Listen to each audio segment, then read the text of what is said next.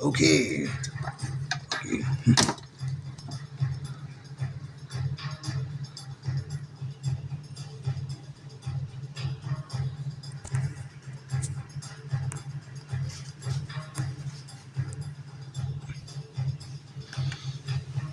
All right. So this is my video game. It's called Turok. I've been dreaming of the day when this video game would come out and how it would be made and why it would be made. Now, what I understand about this is that this video game Turok is a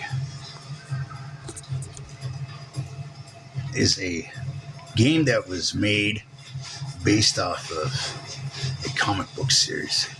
Now, we went as hard as we could as a Native American people in this video game. We did it because, well, we're trying to tell the story of survival. The story of survival is important. So anyways, though, my name is Raymond Thomas, and I am a big fan of this video game. This game is awesome. Man, this game is like it, man. This is where I have been at with my heart and soul and my mind, body, and spirit. Now, so how do we get the AI programming done?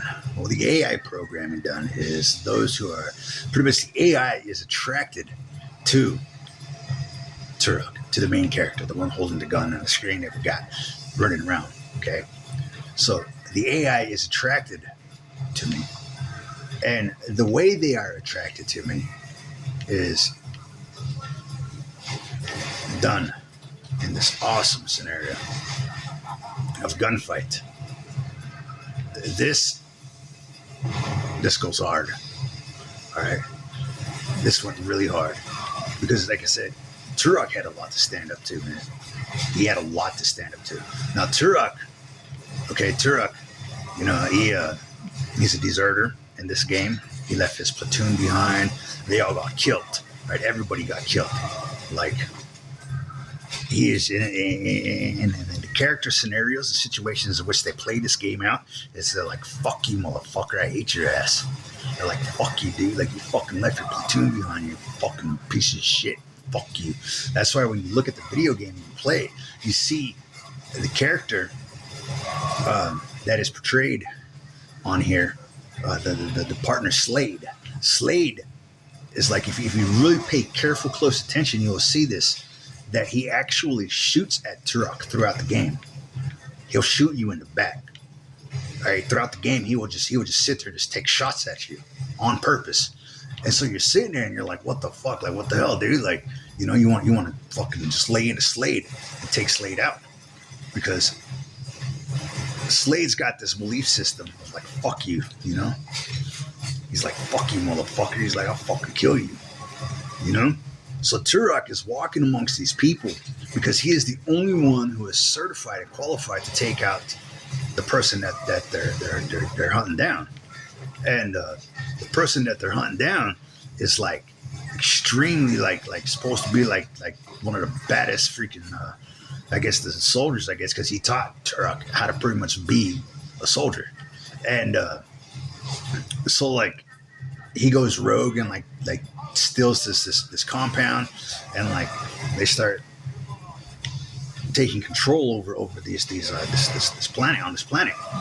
And Slade and the other soldiers that were sent in with him, they all got to learn to get along. And like they just kind of sit back in his day, and like most of the time they're like, you know, they're not even like in his face. They're just like, what do you want, dude? Like, you know, like, you want us to hold your hand throughout the game, or you want us to fucking help you, you know? And so Turok is sitting there and he's like, fuck, dude. He's like, you know, he's got to overcome adversity, and like he's got to overcome. Yeah, I don't even say racism, because there was no racism in it that I saw. Hell, I didn't see no racism. Fuck, because I actually know what went into making this video game. I know exactly what went into making this video game. And I am really impressed with the making of it, man. Now, Turok he's got to, like I said, man, he's got to overcome all of these challenges, and he's also got to win over the people that that want him dead. And Slade was one of those people, man. He was like, "Fuck you, motherfucker! He's like, I'll fucking kill you, dude." Uh, and So like these people were like trained soldiers, man. They knew the path in which they were going and where they were going. It was Turok who didn't know where he was going. He had to take orders. He had to be told, "Look, this is the path where you're going. This is what you're doing," because they didn't tell him anything other than the fact that you have to go in and take this person out and save him. So the AI is done with extreme prejudice, is what I want to say. It means we have something against you.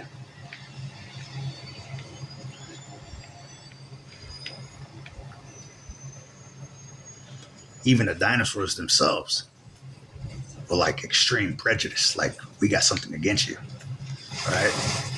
So everybody's like, what the fuck, dude? Like, what the hell? I'm going to tell it to you like it is, man. I'm not going to lie to your ass. All right?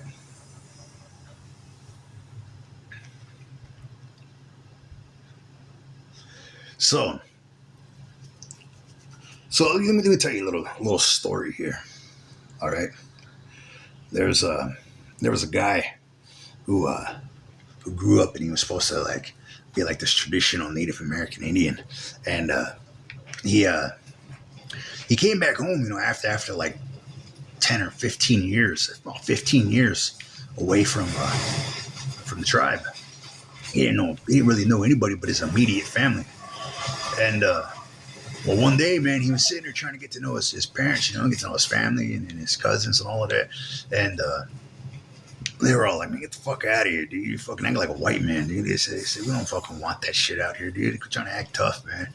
And you know, you see, it's like we try to practice peace, man. Try to practice peace. So they chased him off, and they were like, fuck, we don't want that fucking white guy out here, man. He's a white kid walking around on the reservation. We don't know who the fuck he is. We don't fucking trust him, man. He's remember that shit. You're a fucking Native American Indian. That's a white man right there.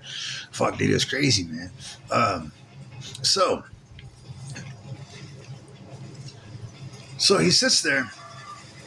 And one day, man, he decided, he said, fuck this. He said, he just looked up at his mom. His mom wouldn't let him go anywhere, wouldn't let him hang out. She probably did it for a reason because, well, the people didn't know who he was, and they didn't want to hang out with the white kid. Like what they call an apple, red on the outside, white on the inside. They didn't want to hang out with this kid, They're like, man, fuck, dude, why do I gotta fucking hang out with this guy, man? He's not tough enough. He's not brave enough. I guess. So the mentality was like, these kids were already into drugs. They were smoking. They were getting high. They were popping pills. Fuck, they were sleeping around, sneaking throughout the darkness, the desert. That's just the way this kid said he saw it. He said, look, man, he said, these guys. Pretty much what he's saying is they grew up before he did. So by the time he came back, he was still a kid. And it's like they have certain ways of finding out if you're still a kid. So he was still a kid to these people, and they were all grown up and everything. And he was kind of something to push around, like that. And the bully, like he was just bullied, man. He was bullied hard, man. So his mother said, you can't go out and hang out with these people. Just leave them alone. Like his mother knew him, right? When your mother knows you, your mother knows you. So his mother knew him, knew that he couldn't go out and hang out with these people. And so he sits there and. He realizes, he says, fuck, I'm not going to get anywhere, sitting at home. So he decides to get up and run away. And when he runs away, he said, well, I'm going to find out who is who out here, And, well, his mother didn't like that. She called the cops. She turned him in. He goes home. He did this a couple times, ran away. It became apparent that his mother was just gonna call the cops on him. Okay, she was gonna turn him in. She was gonna turn her back. She wanted him locked up more than him growing up. Okay, he wasn't allowed to grow up. He was supposed to be like baby Huey, I guess. Like the big baby of the family, and like babied and just pampered. So he didn't want to grow up. or he wanted to grow up, but she wouldn't let him. Okay. So he sits there and he's trying to learn who these people are. He's trying to get along. He just told him, yeah, I ran away from home, man. Fuck, I want to drink a beer. Like, I've never had a beer before in my life, is what he's saying. Right? So he wants to drink a beer. He wants to smoke pot. And they sit there and they say, you ever try this? And they give him methamphetamines. He's like, oh, fuck, dude, this crazy shit. He just couldn't control, he couldn't control himself. So one day he comes home and he puts hands on his whole family in the house. His brother, his dad, his mother. He got mad, I don't know, all this anger and aggression came out, and he just put hands and he's like, man, fuck, you fucking turned me into the cops. He said, you turned me into the cops. You fucking turned your back on me. He says you're fucked up, man. Damn, what the fuck is wrong with you, dude? I thought you loved me, I just wanted to hang out, get to know who people are. And so he sits there and he puts hands on his family. And it was then and there that his cousins and his family come along. And they sit there and they say, you know what? Fuck this motherfucker, dude. We'll kill him because he put hands on his family. They went straight to, let's kill this motherfucker. Remember, he spent 15 years away from the reservation. He left when he was like 5 years old, right? So they don't know who this guy is, right? He's trying to get to know people. He probably spent maybe a year and a half getting to know these people before he ran away and tried to get to know them. So they were like, fuck this motherfucker. Let's kill him. So the AI programming is based upon this kid, right? It's based upon this kid. Well, fuck this motherfucker. Let's kill his ass and let's fucking go to war against him. So Turok is standing up to everything that he needs to stand up to. And these people are very homicidal, murderers, killers. They don't give a fuck about him. He just wanted to fucking get to know who the people were and get to know who was who and get to know who was gonna say, hey, this is a drug, this is marijuana, this is a high, this is a beer. Fucking drink up, man. I'll just kick back, have a good time. You know what I'm saying? But instead, they wanted to kick his ass. So after he does his time in jail, he did somewhere close to he was 13, 14. He got out when he was 18. He comes back to the reservation when he was 18. He was finally an adult. He decides to finally, these people just come up to him and he's working in town. These people just come up to him and they say, hey man, they say, let's go for a ride, dude. He knew then and there, man, he didn't know who these kids were, but they had that look in their eyes like, come on, you're coming with us no matter what, dude. So he went with them, because he learned that he had to be brave. He learned if he was going to survive in this world, he had to be brave. And he had to stand up for himself. So he went to go and face whatever they were going to do, right? So they take him out. They introduce him to some people. They say, this is your cousin. This is your uncle. This is your people right here. And they all shook hands and they all looked at him. They looked him right in the eyes, man. And it was said to them, or they sat there and they knew that he was going to die. They knew that this kid was going to die. They knew that this kid was going to die and that he was going to pass away because there's a certain mark that they have that they're looking for. He had the mark of death on him. So this kid had the mark of death on him. He knew it. They knew it. And they were all shaking hands, introducing themselves before he passed away. And they took him out to a big ceremony, man. It was a big fucking ceremony. The biggest ceremony you'd ever see, man. And what it was about was, okay, so remember how I told you this kid, he grew up to be a traditional Native American Indian, right? He was supposed to be a traditional Native American Indian. And so he was raised around the drum, around the singing, the hey, ada, hare, ada, hare, ada, hare, weoro, koreada, ante, pomumte, ke kompumte, ante, karumte. It's like he was raised around that. And he was taught all this tradition. He said, this is the drum, this is the feather, this is your way of life. And they made him an Apache crown dancer, a Gan. And that's like the best you can be. That's like the pinnacle, right? That's like the authority. That's the law. That's like you're looked up for everything, okay, in life.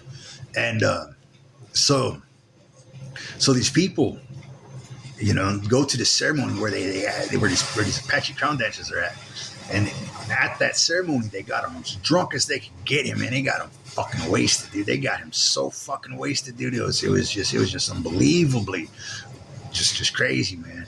I don't know if it was their intentions or not, but they were drinking, they were smoking, they were all fucked up, man. And so what happened was, so I guess from what I heard is that they jumped his ass, or he got in a fight. They told him go home. He got in a fight, they told him get to stepping. So he started walking off, and he left the party. He left the big group, man. It was a big ceremony, man. There was like a couple hundred people over there, and man, he was just proud and happy to be a part of the tribe, be a part of the people, and getting to know them, and fuck, dude. As he was walking, man, they took a baseball bat and they fucking bashed him in the head, dude. I guess when he fell, they said that he was shaking. He was shaking really hard, like in a seizure. And the paramedics, the cops, the EMTs had to come up to him, and they had to cut off all his clothes. They left him there in his underwear, and they had to call in the helicopters, and the freaking evac came and picked him up and took him out. And man, it was crazy, dude. It was crazy, man. He was like fucking faded, right? And like,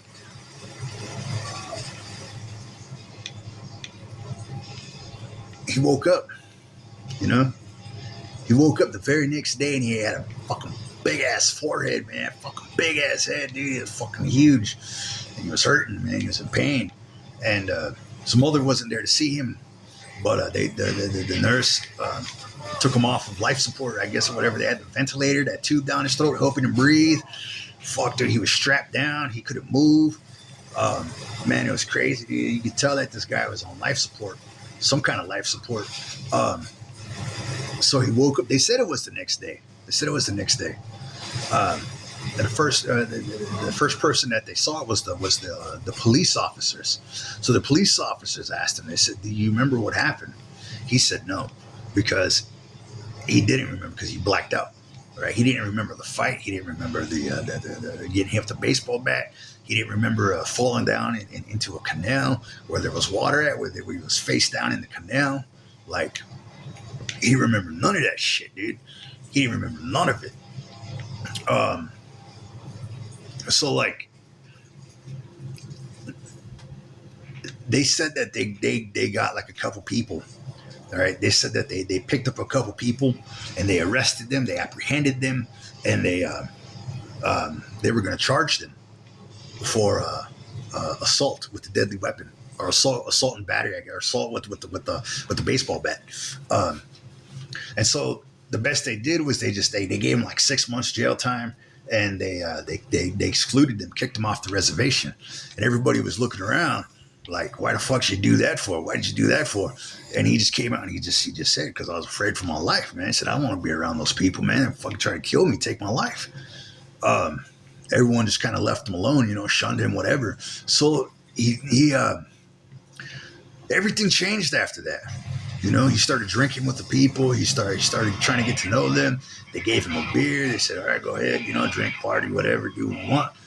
Still some people were like, get out of here, dude. We don't want to hang out with you. You put hands on your family. You put hands on your family, you're an abusive person or whatever, And they say, put hands on people, go beating people up, man. So violence quickly followed, and he did the best he could, to try to hold his own.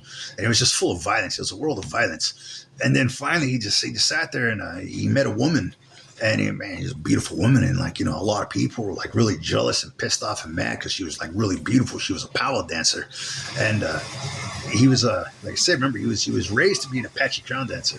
He's supposed to be a part of the drum, this, that, and the other. So he just hung out with her, started a relationship with her.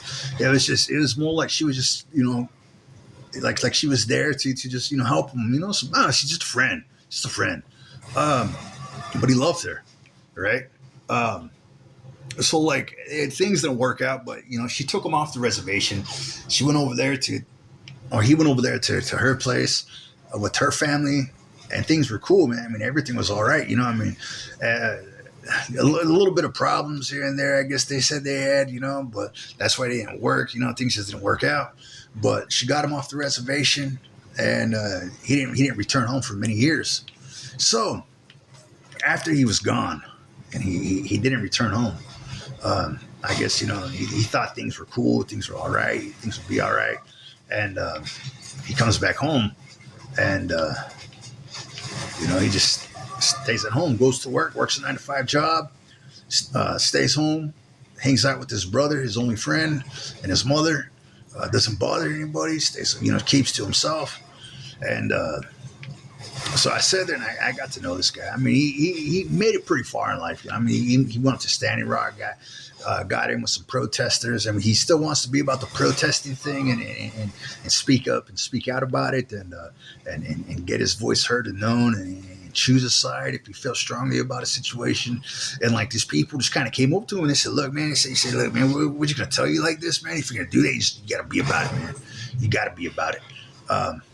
It's just like life, man. You got to be about that, man. You can't bullshit, way through life. You can't pretend to be hard and not be hard. He says, we'll do the best we can to try to help you, to make sure you're all right, to make sure you're okay, and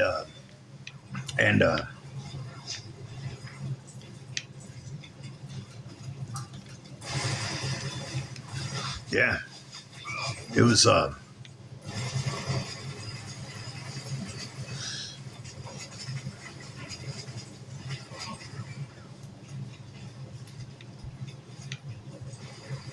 So, other tribes have been looking after this kid, man.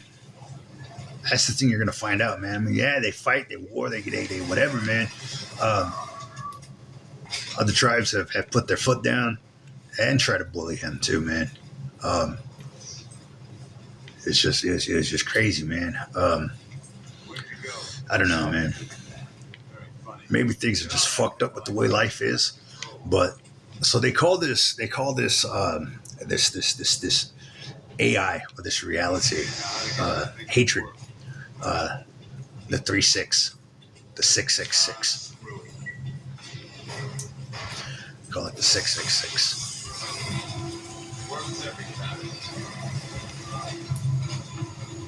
Some call it the 999.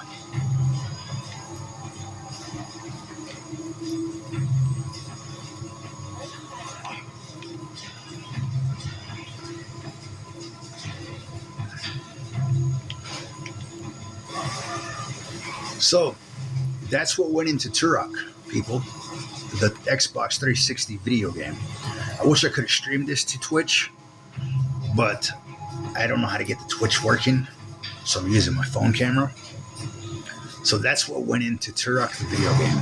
The AI construct is based upon hatred. A young man. Hatred for a young man.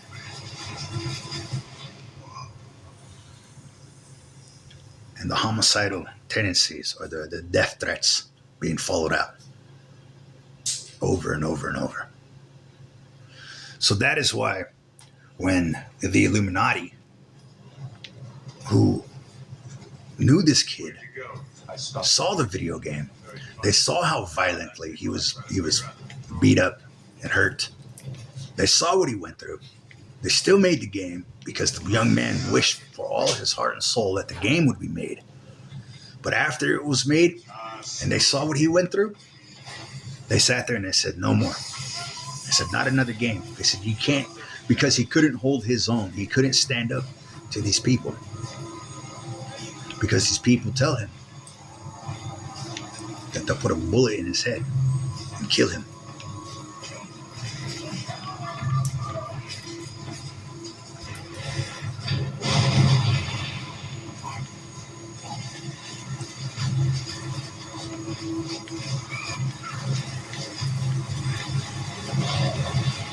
So the hatred is, so Slade is a representation of mother, father, and brother.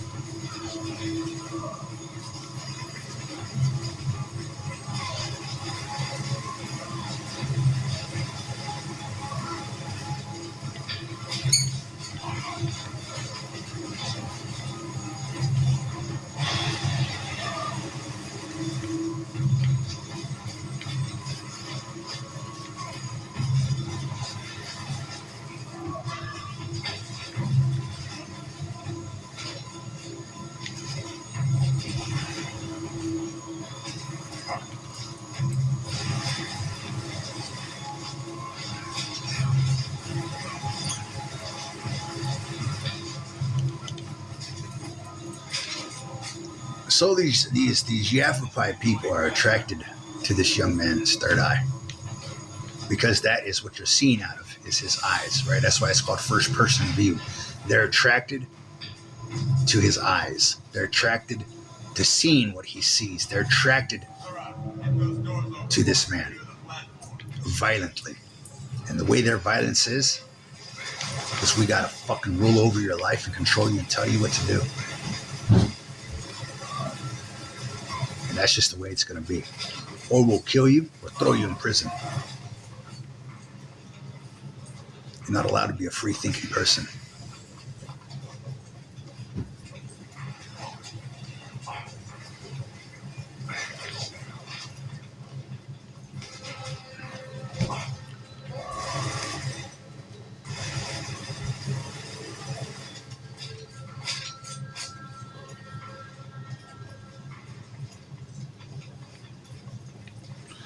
Now you know what Turok's about. The dinosaurs are a representation of how old the Native American Indians are. It's a representation for the land before time. Because Turok believes and feels that the United States of America is really a dinosaur land. There's so many dinosaurs found in the United States of America that it is literally the home of the dinosaurs.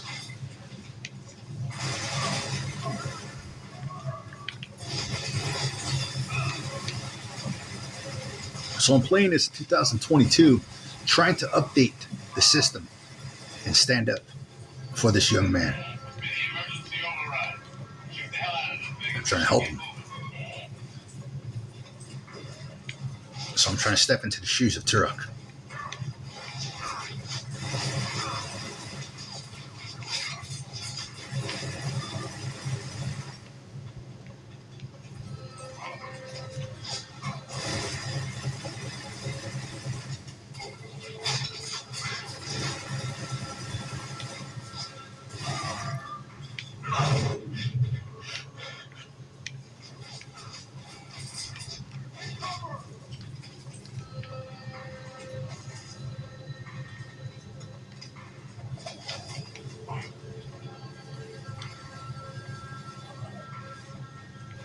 So all that stuff about hatred, you can't stand up to me, I'm gonna punk you, you're a bitch, you're a punk, you're a pussy, that's all Fort McDowell people. That's how they want to be seen and known by the world.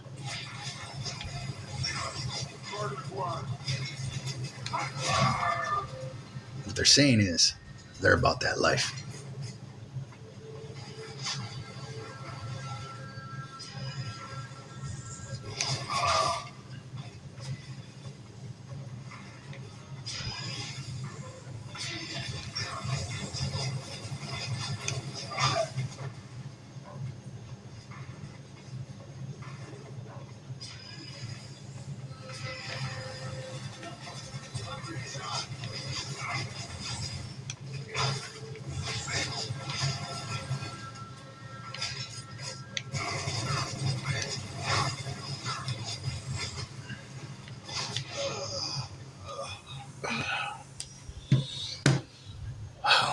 Hell, I need a cigarette.